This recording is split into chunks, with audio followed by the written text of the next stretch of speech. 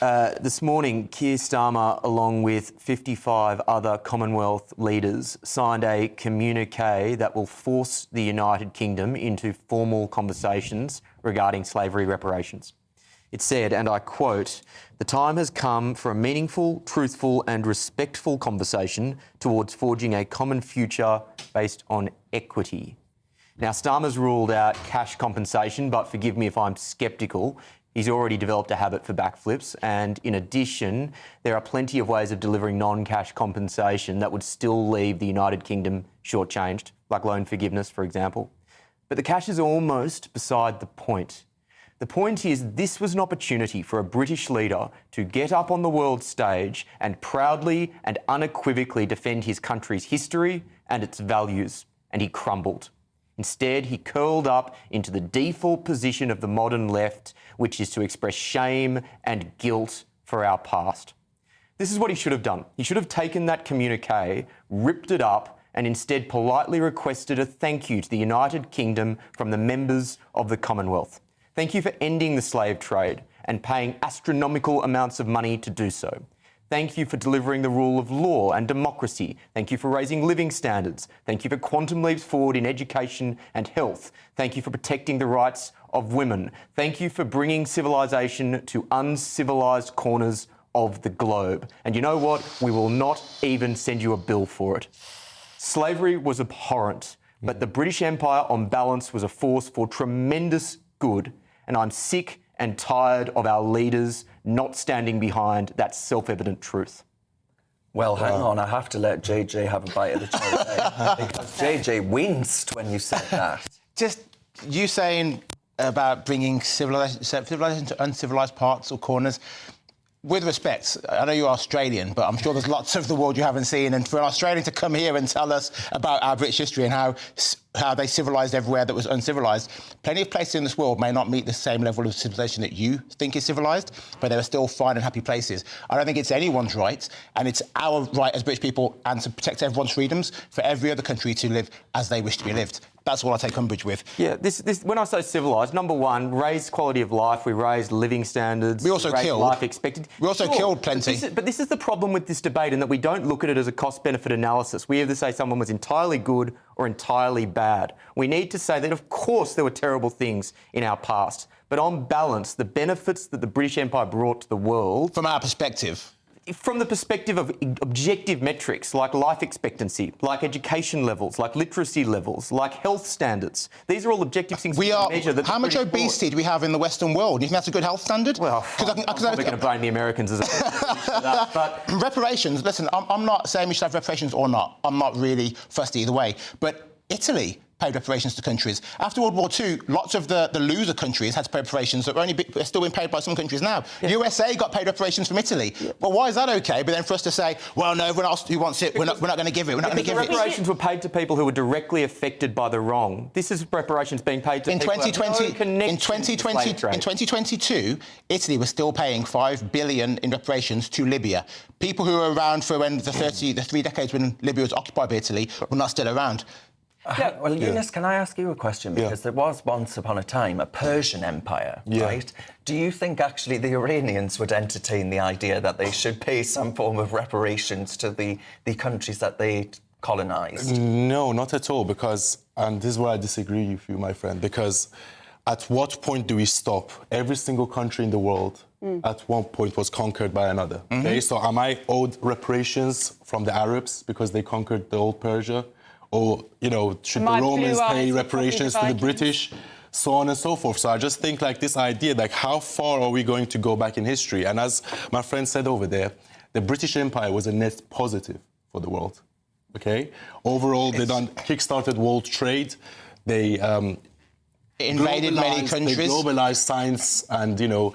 Science existed before the British Empire. Look, we can go way back before that. I think we're missing the point here, because I think it depends whose viewpoint we're taking about whether we decide if the British Empire was a net positive or negative. But I think the point here is that the British actually paid out an awful lot of money to end slavery. Now, you might argue that they had to pay that to the slave owners, but that's what they had to do to end slavery. They put our soldiers in the way of boats. They died. Lives were lost stopping 1,600, slavery. yeah. So, and now we are so far down the line. What am I paying for? I'm paying for the sins of people I didn't even know if we give reparations. But then, and who am I JJ, as well, paying though, to? like that, you yourself would be paying your taxes over to people who you've never met, never encountered, never had anything to do with. You know, you weren't a slave owner or anything like that. Yeah. How the hell would you make it equitable? Yeah, I don't, and this is what I say. I don't think that I'm not in support of reparations, my friend. I'm not saying we should. I'm not saying we should pay reparations, but I'm saying for people to call for it, I think there should be a discussion. I don't think it's abhorrent that Keir Starmer won't come out and say we're definitely not going to do it. I think it's a conversation to be had. And Well, hang on. Who thinks that Starmer should have said, "I ain't signing the communique"? Yeah, I do. Yeah. Yeah. Because this is So you think the conversation should be had at a Commonwealth level? Yeah, I think so, absolutely. And if we want to keep the Commonwealth together, which I'm sure we all I'm gonna do. get on to that. But Renee, what was the point you were going to make there? So I just think that we have to leave this in the past now and accept that we played our part in it and then we played our part in stopping it, and it's time to go forward. And actually, I think if you were going to give, and there are estimates of it being £17 trillion, the reparation bill, if you're going to give that much of our money away to other people, we'll need a referendum. But you know what on I that, would for say sure. is I think they can, the leaders of especially Caribbean nations can smell that there's blood in the water. And what I mean by that is Starmer giving up the Chagos Islands has made us look entirely weak, and having a foreign secretary who has made these kind of sound bites in the past around these issues, they think, well, easy money. Yeah, they know that instinctively in the DNA of the Labor Party they want to do this. It is all part of this wider narrative to have shame on our history and to be inherently dismissive of Western It's civilization. also divisive. If you look in places like California, where they decided to give anyone who could prove they had some ancestry that was enslaved $1 million. What does that do? It divides a community. Everybody's then scrabbling around in, Ancestry.com trying to find someone who was possibly a Which slave. always reminds me of the Elizabeth Warren, a senator in the US, findings. She said she was related to the Native Americans. Pocahontas. And Trump called her Pocahontas, and it turns out she had 0.00000 something. I actually have more Native American in me than her. I have 1% Native American. I don't have DNA This is test. the point, and when we start getting into these very ugly conversations Yes. about percentages of ethnicity, it leads us down a very dark path that I don't think we want to go down. All right, well, let's continue down that dark path, because I am going to be quite controversial in this, but hear me out, because Rob has just messaged in. Rob says, Darren, Starmer is more interested in the world stage than the United Kingdom and has gone power mad. Now, I think that's the issue here. The world stage. Why do we talk so often about needing a seat at the table? I'd quite like my table to be a bit damn better and comfortable in this country. Should we not be focusing on that instead? Do you ever get the feeling, my friends, that talking about the Commonwealth and the UN, it could be a whole load of them, the Commonwealth itself, once a symbol of shared history, I think it's now just a line of leaders with rattling begging bowls saying, actually, Britain owes us some pennies. We're told that we're responsible for all the world's ills, as Will has outlined, and surprise, surprise, it's our money that's the solution. But if this is all the Commonwealth has become, right, to talk about these issues, or to talk about King Charles's penchant for net zero and all these other things that are going to make us colder and poorer, then is it time to ask ourselves, are these still partnerships worth holding on to? As the PM and the Foreign Secretary rub shoulders in Samoa, some of these leaders are demanding those reparations for wrongs that took place hundreds of years ago. I tell you, my friends, my granddad was down a mine when he was a kid. Should I ask for reparations for that as a form of slavery? My ancestors died actually down pits. Clearly, there is a sense that there is blood in the water, and Starmer is a weak, lame duck. They just forget Britain didn't just leave footprints. We left common law, we left railways, we left ports, we respected education institutions. And it's funny how these assets still in use today are totally sidelined and ignored. We need to talk about each of these institutions that see Britain as a cash cow. The UN, the Commonwealth.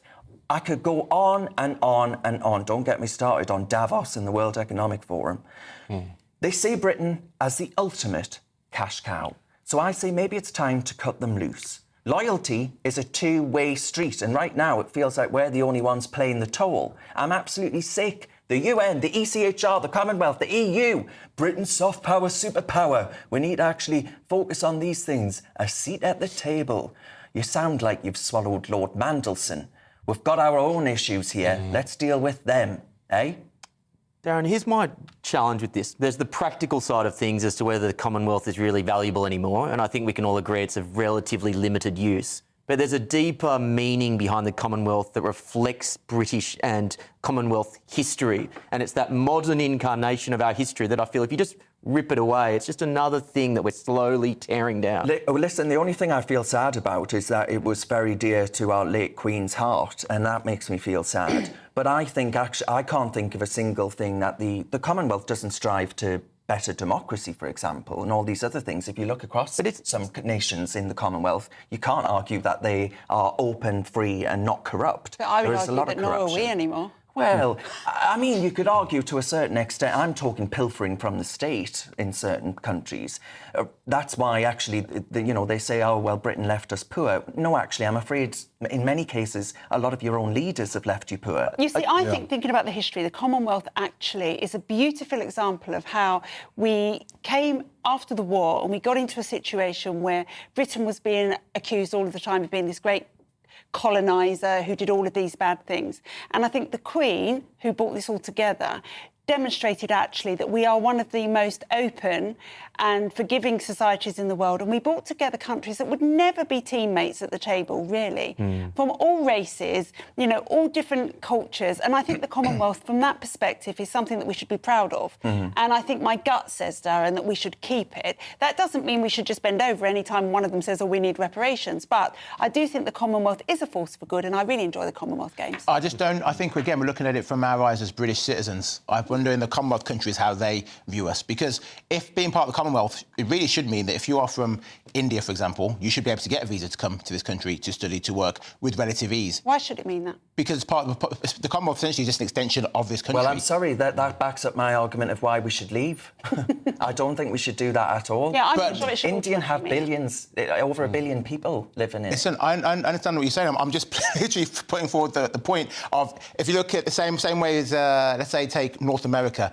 If you're American or Canadian, there's a tie within those that you can pretty much travel freely between the two. The Commonwealth is an extension of this country. We cannot have it. We look at it from our perspective, and we're saying Britain's done great for all these countries. What are they doing for us? Well, if you think that from our perspective, how do people who are on the other side of the coin look at us? Because it's not just a case of down to us to decide whether they say the Commonwealth. Go to India tomorrow and work without a visa. No, absolutely you can get a visa. However, but we can get visas relatively easy to go to India and go to any Commonwealth countries. The Commonwealth countries, many of the member states, cannot come to this country as easy as we can go to theirs. That's factual. So can any of you, you're all big fans of the Commonwealth. Can any of you list all member states of the Commonwealth? Oh, I'm not a fan of the Commonwealth. I think it should be pulled apart. But you said it's an extension of ourselves, right? But we know nothing about this institution. But what I'm saying is, Darren, for people like Renee who support the Commonwealth, think it's great, we should keep it. I'm saying, well, OK, but the Commonwealth is what it's supposed to be, is an extension of this country. Because next year, it's Ghana's turn, I think, to be the Secretary-General of the Commonwealth, of the institution itself. And guess what? They're in favour of reparations. So this debate is going to go on and on and on. And Starmer gets weaker and weaker and weaker. And I think we suffer as a consequence. And I'm telling you right now, the British people will not stand for it. They will see this as a naked attempt to fleece the nation. And I worry that all of these institutions are doing that. The ECHR telling us we can't have border policies. The UN telling us that actually, we don't have a right to defend ourselves from so-called human rights abuses. Yeah. Darren, I don't think this is a problem with the Commonwealth as much as how we're approaching the Commonwealth under a weak leader at the moment. This could actually be a wonderful vehicle for soft power for the UK if they said, right, we are the natural leader of the Commonwealth. Let's actually get this group of 56 member countries together, get them on the same page and be a viable alternative. But is that not a new form of colonialism, would you argue, JG? As in saying Britain is the natural leader of the Commonwealth? They would argue that's outdated, wouldn't they? No, I don't think so, because essentially now what you'd have is